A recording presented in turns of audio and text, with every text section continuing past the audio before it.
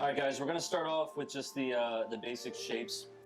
So when I'm drawing, or when a lot of artists are drawing, they'll just do the basic shapes to kind of lay out the process and kind of the aesthetic of what they want as an overall picture. So I don't suggest an art piece just kind of jumping into it and just drawing, because then proportions are oftentimes off. The idea here is that by drawing shapes, you can lay out, in layman's terms, you can lay out exactly what you're looking for as far as sizing goes, before actually putting down the details and investing time into the artwork. In this case, we're drawing a cartoon, which is pretty simple. This is translatable to a lot of different types of art, especially art that involves a lot of like human body structure, where proportions are super important. But for the sake of just doing a simple tutorial here, we just want to make sure that we put the shapes down. You'll see how that kind of transpires and ends up being the finished product that we're looking for. So without further ado, obviously the Balloony Goons creatures are circular in shape, so I oftentimes will just start off with a very, very light circle. I don't do a perfect circle. Balloons aren't, necessarily a perfect circle, so you'll see there's a little bit of an oval to it. I'm a righty here, so I'm going to try and keep my hand out of the frame so you can see a very clear image of what I'm drawing here. But the idea is that we start with this circle, right? You'll see a lot of, for lack of a better term, body pictures of the human body, your faces. You'll see that they use a lot of guidelines for where the face is actually going to be. In this case, I do something a little bit different, just because the balloons don't really require facial structure or things like cheekbones, and I eye up a lot of that stuff. I oftentimes will put like a little circle almost where I want the face to be, just so I know it's very, very, very light. You may not even be able to see it. But the idea here is that that's where the face is going to be when we actually have the finished product. In this actual image, I'm going to have a picture of underwear on Goon McMooney's face. He's a goofy character. I think that kind of captures his personality. So we won't see much of his face, but we'll still be able to see the mouth and some of the structure of the face underneath the underwear that we're going to be drawing. So without further ado, I'm going to start off by doing the first area, which I just did, which was the circle. The next one that I like to start with is I like to do the hat. That's kind of his signature piece. The shape of that is kind of, determined on what you're actually trying to do. But in this case, I try and do the basic shape, and I exaggerate a lot of the edges. So especially in cartoons, you want to exaggerate a lot of what you're doing. Think of caricature style. If you look at the traditional caricature, you'll notice that they exaggerate a lot of what they're doing. This is very similar, especially in comic book structure. When you're doing a kind of like a goofy cartoon, this isn't like Spider-Man or the Hulk or something where it's a little bit more realistic. Things here are going to be a lot more exaggerated and stretched out. So you'll see a lot of different red lines. Those red lines are my basic structure that I'm going for. I end up going over those with black later, but the idea here is the red is very easy on the eyes, and it's very easy to erase. And not only is it easy to erase, it's also a really, really clean overlap when you put the black over top. I have some examples here of kind of the black laid down with the red. These are just sample drawings that I did for character development and the relationship that some of these characters have. But the idea here is that you can kind of get an idea of what the red and black overlap looks like. All right, so that's what it's going to look like loosely. Every piece looks a little bit different, obviously, depending on the amount of time that you put into it. This one's going to be a pretty quick one, but I want to give you guys a good idea of how it's going to look.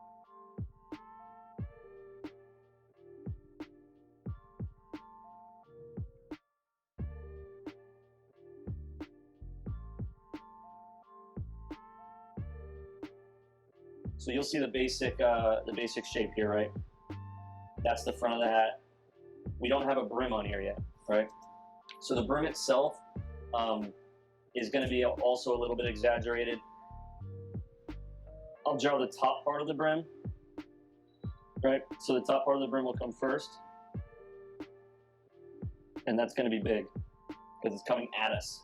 Anytime something's coming at us, we want to make sure that it looks a little bit bigger because we want it to be exaggerated as it's drawn towards the foreground.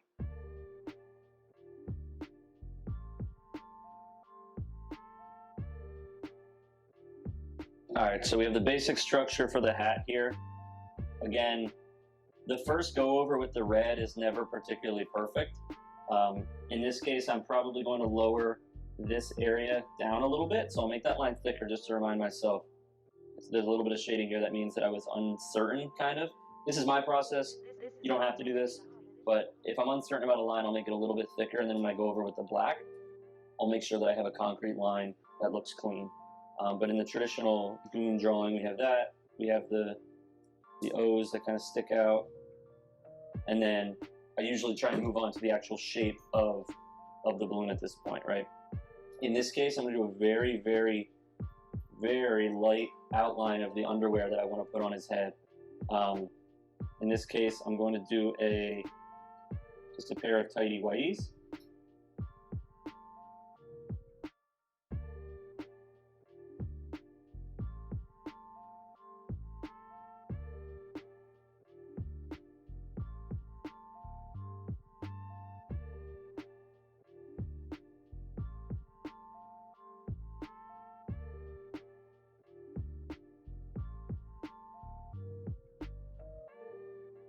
So we have like the basic structure of the underwear here. Now, if I'm being completely transparent, I right now am not particularly fond of the shape of this underwear right here.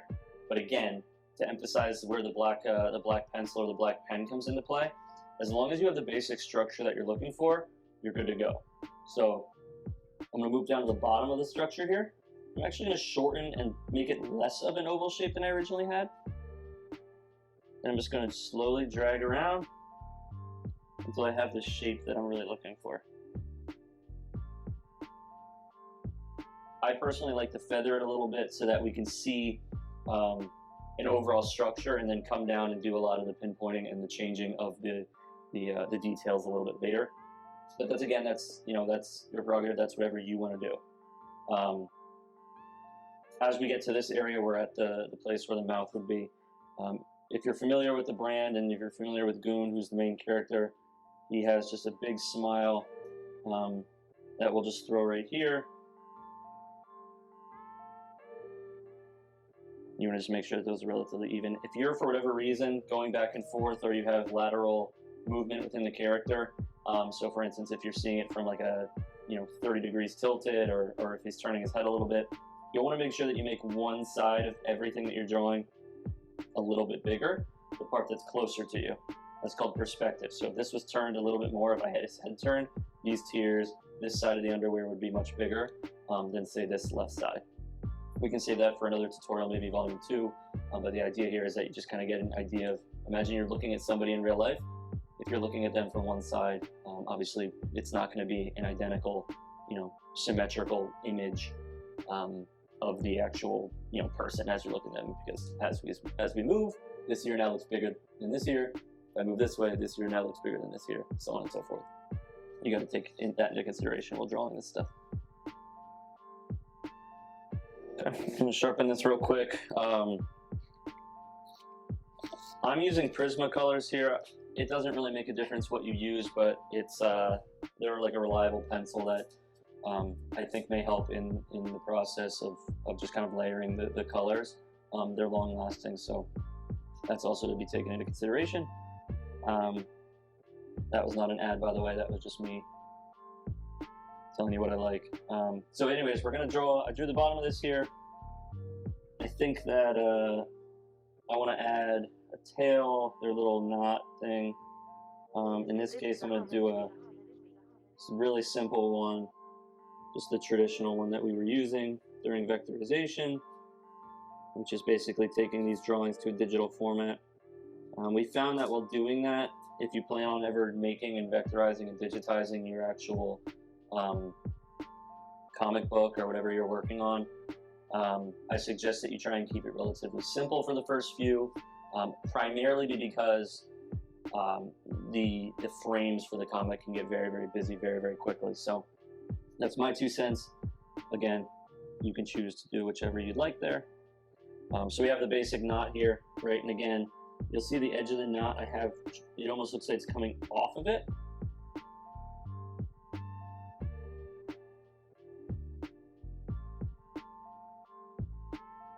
Now it gives the illusion that this tail is now moving, right? So we have the concrete picture in the middle, two lighter images on the sides, so it has that like effect of that waving effect, I guess.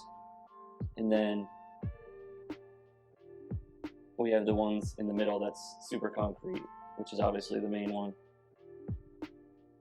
And again, we'll come back on that when we put the black down, but right now you can see the basic image: underwear on the head, hat on the head, face is exaggerated, the tail's exaggerated, we have the expression, the movement. It adds a lot of dimension to the actual image, which is super important. Especially in cartoon style drawing, there's a lot of minimalistic additions to the picture, right? There's not going to be a ton of detail.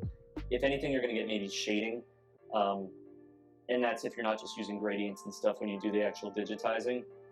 There's a million ways to do it, but in my experience, I really actually like the simplicity of these, and I think that it actually translated really well to our comic, and I hope you guys agree. But we kept it very simple, very plain, exaggerated a lot of the details, and then we allowed the actual artwork and the motion and the expression and the nonverbals to really speak for itself, which I really, really, really liked. Darken up a few of these little areas here. And then I look at the whole picture and just make sure that everything's proportionate and everything looks good. In this case, I'm pretty happy with it. I would say the only things that I would come back on and clean up with the black would be some of the line work around here. These folds could be a little bit cleaner, and again, we'll do that. But the point of mentioning that is, you're going to see an whenever you see an unfinished image, you're going to be pretty critical of what you're looking at. What you want to realize is that as you're doing steps and as you're taking steps towards the project finish line, you're going to see that it slowly starts to come together. And now I'll move on to the black, just to show you guys exactly what I mean. So we're moving on to black here. I like to use a pencil because I like to keep the medium the same. Some people like to come over and they actually like to do maybe like a black marker, a Sharpie. I'm always afraid of bleed with those types of things and kind of saturating the image with something separate than the actual pencil itself. Plus the wax and the Prismacolors and other pencils can sometimes make it very difficult to go over with any type of ink or anything. So I like to, again, try and keep the medium pretty flush. Now, I want to go over with the black, and you'll start to see how the picture comes together. After I do the black, I am going to do shading in this image. I typically wouldn't do that for the comic book itself unless it's very needed. But the digitization process, we oftentimes will put the gradients in it and make it look super clean. Our artist for that, Dalton Ambridge, he does a really good job. So I don't need to add that stuff in there. But if you're working with a different artist, a different graphic designer, a different partner, just be respectful of their process. Give them maybe the freedom to create, or if they don't know the shading process maybe as much as they do the line work and other things, maybe put that in there for them and keep that in consideration. Anyways, I'm going to start the black here. There's a good chance that I press pretty hard with this black, so if my pencil tip breaks, give me a few seconds just to sharpen that bad boy up.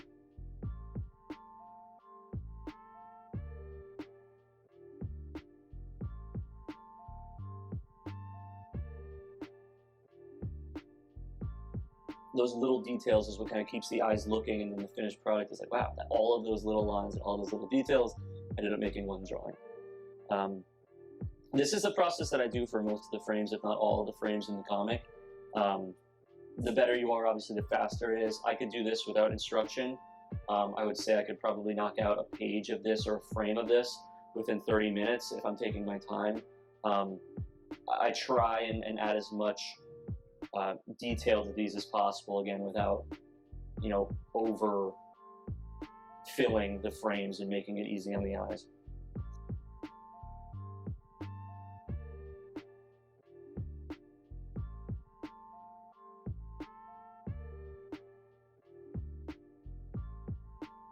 You see how this doesn't even match what the red is? The thing is, when you scan this into a digitized format, the computer will actually pick up the black over the red, and it makes it really easy to kind of turn that into a finished product. but it allows you to also use the red as a guideline prior to committing to anything. Okay, I'm going to have this first because this is higher up on the waistband.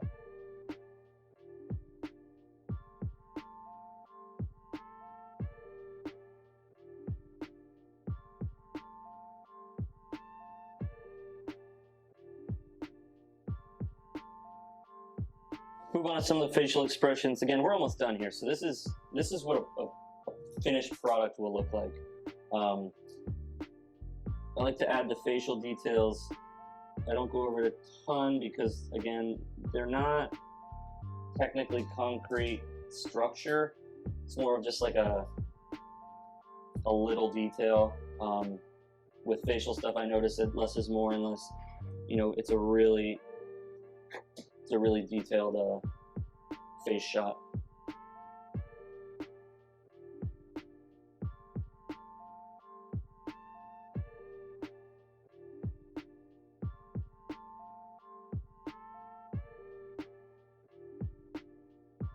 And if you skipped over the first part where I explain why those are lighter, it's giving a waving motion. So if you were to move your hand really fast, see how you almost see two hands because you're moving it so fast? It gives the illusion of that. That's pretty much it. So what I would typically do if I was drawing this and shading it, which I will do for the sake of this tutorial, this could be okay with a finished product. This could be sent to a graphic designer, somebody that would be able to put gradient in it or fill it in themselves. It's really stylized at this point, but I'll do a little bit of shading just to show you kind of how I do it. I do a lot of cross hatching. I find that that's the easiest way for me, to get the effect that I'm looking for. We want to pick a source of light. So in this case, our source of light, because the highlight marks are here, would be up here. That's the sun. That means that these are highlight marks. It'll be darker on this end. We want to add very light. And again, when you're shading like this, all corners away from that light source, you'll want to be darker, right? Because they're not getting the same amount of light.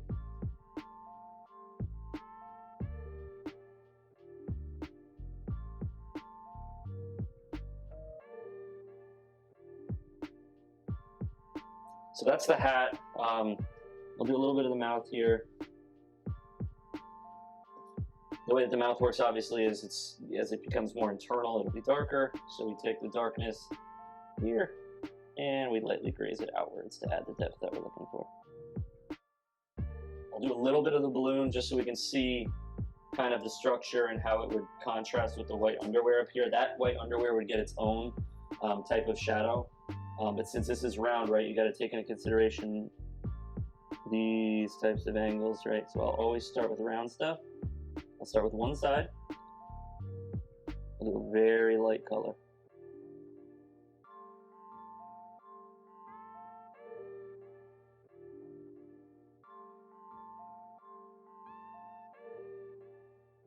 All right, so finishing touches on the shading. Again, we want to focus on the roundness of the balloon itself. So as a balloon, we want to make sure that we have the darkness here. If you're looking at my hand, you'll notice the way that the light's passing it. You're going to see some edges and some shadows on each side. So that's what we want to kind of gather here, is that sense of three-dimensional structure. So I'm just adding the round shading lines over top, just so that you can see where it's coming from. Just gives the appearance of just a very layered image. So we have a very simple image here, right? But it's very layered. If we're doing a little bit of the underwear, come from here.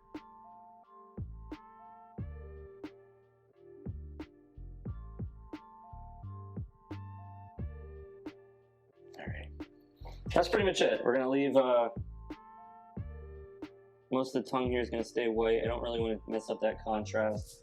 This little bit here is the same way as the waistband. It had a little bit of texture, not like a crazy amount of actual shading, just a little something something. And that's pretty much the gist of it. I mean, these are relatively simple characters. A real piece meaning one that's going to take a few hours, a few days, a few months. You know, obviously that's going to take more time. These are meant to be pretty quick speed drawings, right? I think that, what's the allotted time here? Is that like 30 minutes or so? More? I mean, you get the gist of it. It's a really simple type of drawing style. I think the biggest things you want to take away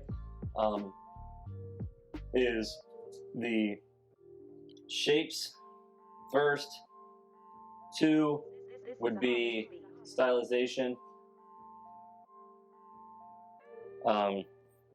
meaning over exaggeration or lack thereof. However your drawing style is, you want to use that to kind of get the basic structure. So I'll say stylization, structure. And then the third one is just make sure that your lines are crisp and details. So we have crisp details, shading, not necessarily needed. I personally, on this piece, I probably would have gone without shading. That's just because I think that cartoon forms, great example right here, I think that they look very clean for digitization without it. These may be better examples of maybe more or less shading that would be more fitting for the cartoon. Thank you guys so much for watching this drawing tutorial. Obviously every drawing is going to be a little bit different. I really suggest that you take your own stylized approach to it. Your ideas and your art isn't going to be identical to mine, but I hope that at least you could take away some translatable skills, tips and tricks that you can actually use in your own drawings. And I would love for you guys to share those with us. Tag us at balloons.us. Anytime you want, we're very hands-on there. I would love to have a conversation with you. So thank you so much for taking a look at this video. Check in next time.